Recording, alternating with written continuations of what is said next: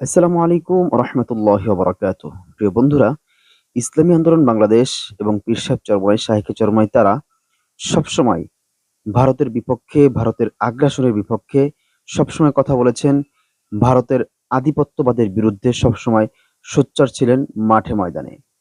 এখন বর্তমানে ভারত বাংলাদেশে অবৈধভাবে পুশিং করতেছে, সেইটা নিয়ে সর্বোচ্চ মাঠে ময়দানে এবং বিভিন্নভাবে সংবাদ সম্মেলনের মাধ্যমে সোচ্চার আছেন ইসলামী আন্দোলন বাংলাদেশ।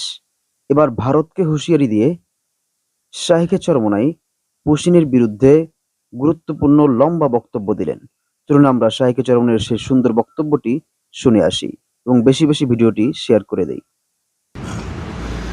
ভারত সরকারকে বলবো, পুশিনের ব্যাপারে আপনি যে পদক্ষেপ গ্রহণ করেছেন, যদি বাংলাদেশের নাগরিক হয়, ডকুমেন্টস দেন, আমরা তাকে সম্মানের সাথে আমাদের দেশে ফিরিয়ে আনবো। আমাদের দেশের নাগরিক, ডকুমেন্টস দেন, প্রমাণ দেন।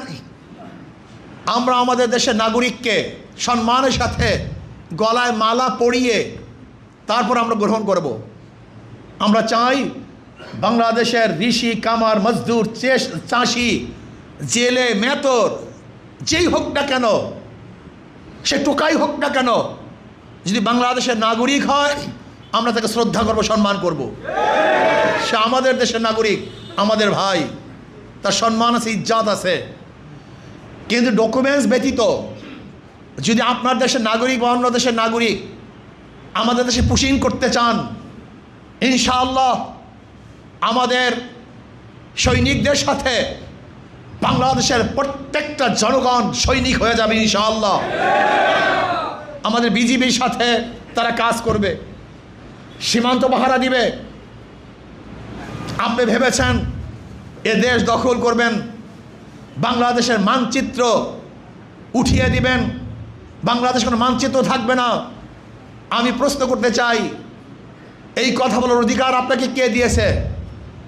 এটা আন্তর্জাতিক রুলের সম্পূর্ণ খেলাফ, সম্পূর্ণ উল্টা। কেউ কেউ তো বলছে শুভেন্দ্র পাগল যে মাত্র 3 দিনের মধ্যে, 3 ঘন্টার মধ্যে দেশ বাংলাদেশ দখল করা সম্ভব। যদি বাংলাদেশের মুসলমান থাকে, মুমিন থাকে, কলেমা পড়ুয়া লোক থাকে, 3 দিন নয়, 3 বছর নয়, 300 বছর নয়, কিয়ামতের আগ পর্যন্ত বাংলাদেশকে কোনো দেশ দখল করতে পারবে না ইনশাআল্লাহ। বরং এদেশের উপরে কেউ যদি আঙ্গুল তুলে, অবৈধ আঙ্গুল তুললে বাংলাদেশের জনগণ ওই আঙ্গুলকে ভেঙে ফেলবে ইনশাআল্লাহ। যদি ভারত আমাদের দেশের দিকে শকুনের নজর দেয়, তাহলে ইনশাআল্লাহ বাংলাদেশের জনগণ ঐক্যবদ্ধভাবে ওই চক্ষু উপড়ে ফেলবে ইনশাআল্লাহ। যদি বাংলাদেশের উপরে হাত তোলার অবৈধ চেষ্টা করে, তাহলে বাংলাদেশের জনগণ ঐক্যবদ্ধভাবে হাতকে ভেঙে ফেলবে ইনশাআল্লাহ। ভারত আমাদের দুশ্মন, এইটা যতদিন না বুঝবেন ততদিন এ দেশকে উন্নয়ন করা সম্ভব না। আমরা ভারতের সাথে সুসম্পর্ক রাখবো, ভালো সম্পর্ক রাখবো। সে আমাদের প্রতিবেশী দেশ, কিন্তু মনে রাখতে হবে ভারত যতদিন পর্যন্ত আমাদের সাথে শত্রুতামূলক আচরণ করবে ততদিন পর্যন্ত ভারতকে শত্রুই ভাবতে হবে, বন্ধু ভাবা যাবে না। যদি শত্রুকে কেউ বন্ধু ভাবে, তার চেয়ে বড় বোকার দুনিয়াতে থাকতে পারে না। আমরা বন্ধুকে বন্ধু ভাবি, শত্রুকে শত্রুই ভাবি, আমরা শত্রুকে বন্ধু মনে করি না।